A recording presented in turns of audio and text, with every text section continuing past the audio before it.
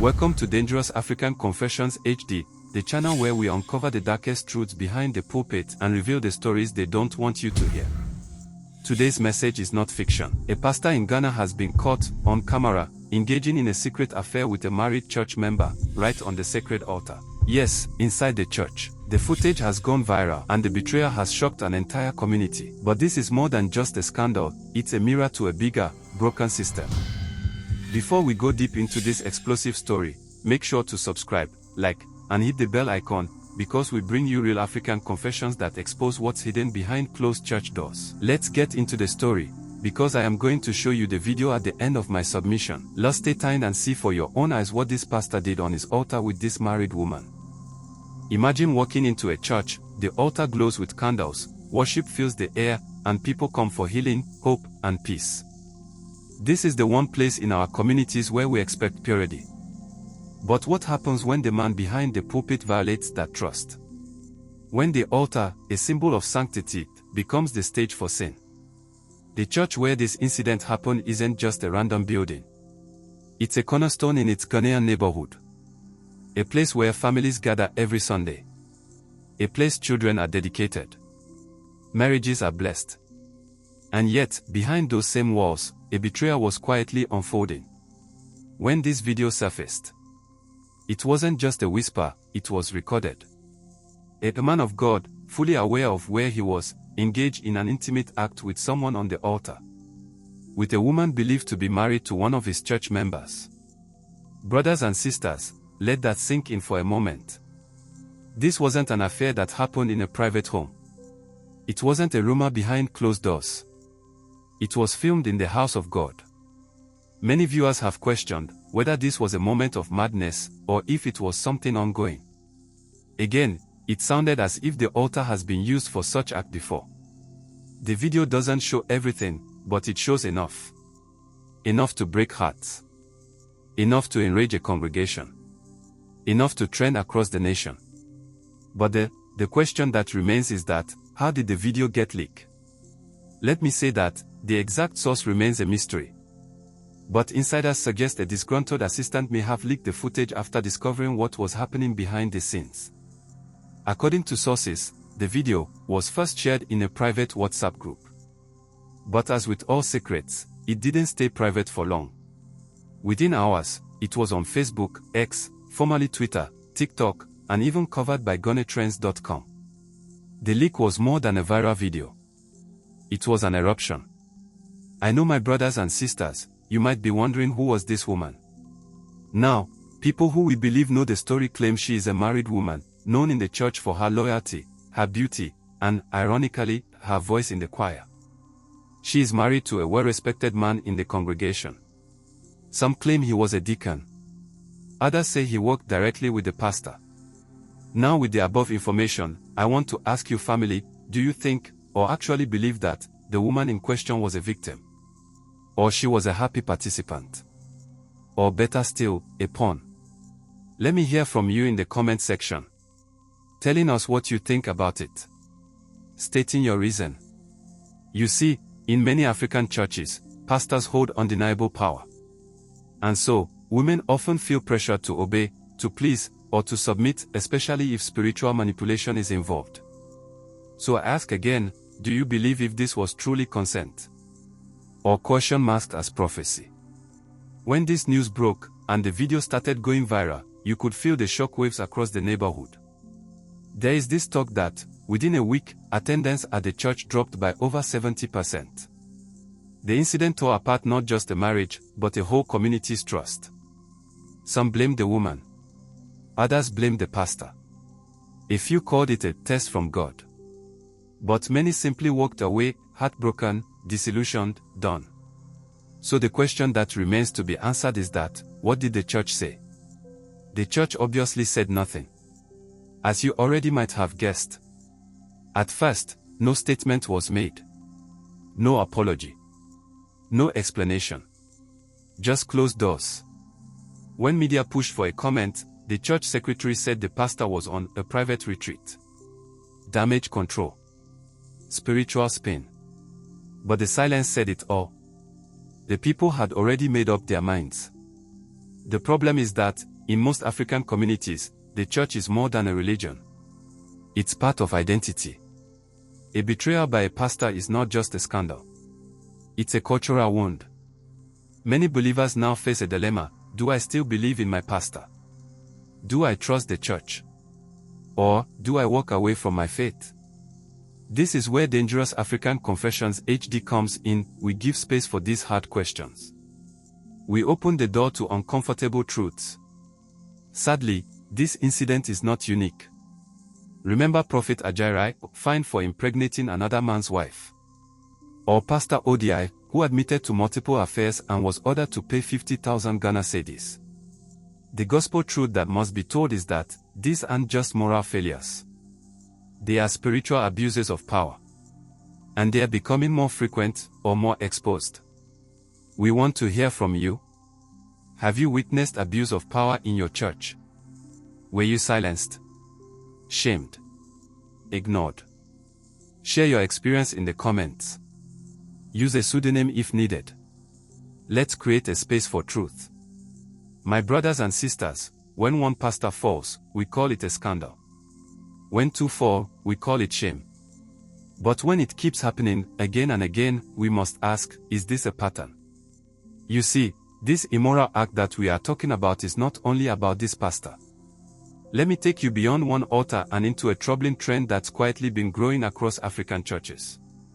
And it begins with another so-called man of God, this time again, in Ashanti region of Ghana. Let's take a look at the case of Prophet Isaac Kofi Ajayi and the traditional sentence. In July, if my memory serves me correctly, Prophet Isaac Kofi Ajayi was dragged before the chiefs of the Ashanti Traditional Council. For what? The reason why he was dragged there was that he was accused, and later confirmed, to have impregnated another man's wife while acting as her spiritual guide.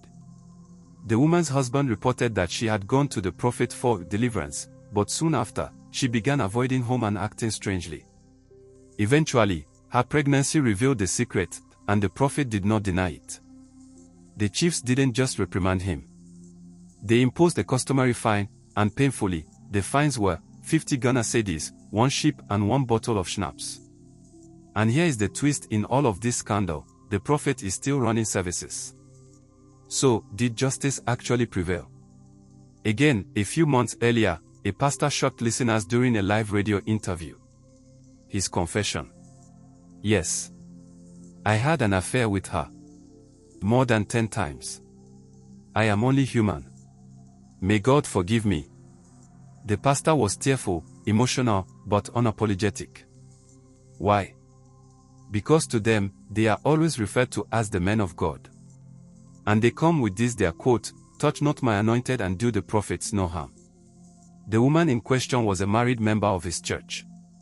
What made this scandal especially wild was that it was broadcasted live on a radio station called Oripa FM, one of Ghana's most listened to stations. Instead of facing church discipline, the pastor appealed for forgiveness and went viral. Social media was divided. Some praised his honesty. Others demanded his immediate resignation and arrest. Either way, it sent a dangerous message: confession is now content. And people are watching, but not always for the right reasons. Another interesting story you must hear is this one, which really reads like a courtroom drama. Pastor Odia was accused by another man of fathering children with his wife multiple times. The case sparked a heated compensation battle. The husband initially demanded 150,000 Ghana cedis. And you see, after negotiation and pressure from church elders, he settled for 50,000 Ghana cedis. But here's what made this case worse: the woman before her marriage was counseled by the pastor. The children's paternity was confirmed through DNA. And yet, no church sanctions were made public. The pastor still leads a branch of his church. So, the question: what happens when money becomes justice, and shame gets covered with a checkbook? So my brothers and sisters, when we step back and connect these dots, the picture becomes clearer: spiritual leaders using their position to seduce, exploit, or dominate women in their congregations. Church silence that protects image instead of the innocent. Cultural tolerance disguised as forgiveness.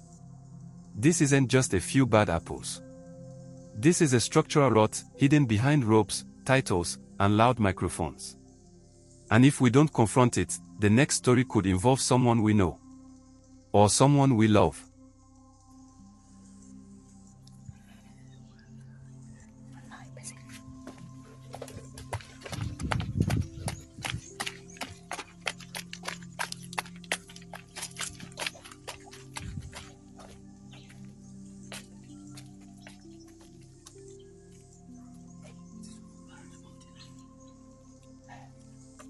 Aha, suffer.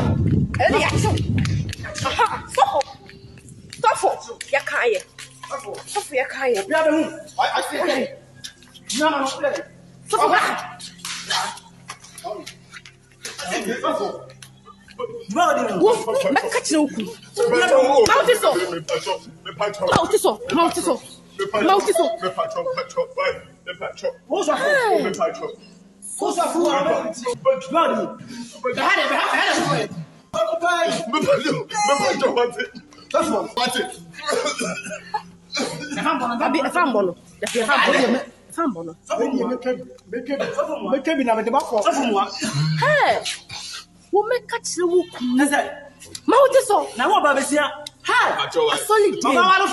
So we say, in the silence of the sanctuary, a sacred trust was broken, not just between two people, but between a community and its faith. These aren't just salacious headlines, they are symptoms of something deeper. When the very people entrusted to guide souls fall so profoundly, who holds them accountable? When a sacred space becomes the stage for betrayal, we are forced to ask, what happened to accountability? What happened to integrity? This scandal isn't just about one man or one church. It's about the growing cracks in institutions we were taught to trust without question. So here's what I want you to take home today. Blind faith is dangerous. Always hold your leaders to the same moral standards they preach. Protect your spiritual space. Whether in a mosque, temple, or church, no one, not even a man of God, is above consequences. Speak out. Silence enables abuse. If something feels wrong, it probably is. Let this be a reminder, faith is personal, but accountability must be public. Ghana is watching. The world is watching. And we are asking the hard questions many are afraid to say out loud. But this is only the beginning. In our next episode, we step beyond the scandal, into the megachurches where power, money, and manipulation intertwine. Because if we want change, we can't just expose the fall. We have to confront the foundation that made it possible. If this message resonated with you, don't forget to subscribe, like, and share this video. Drop a comment, do you think this is an isolated incident, or part of a bigger problem? Your voice matters. And here on Dangerous African Confessions HD, we ask the questions others won't. Until then, stay critical, stay courageous, and never confuse charisma for character. We are just getting started.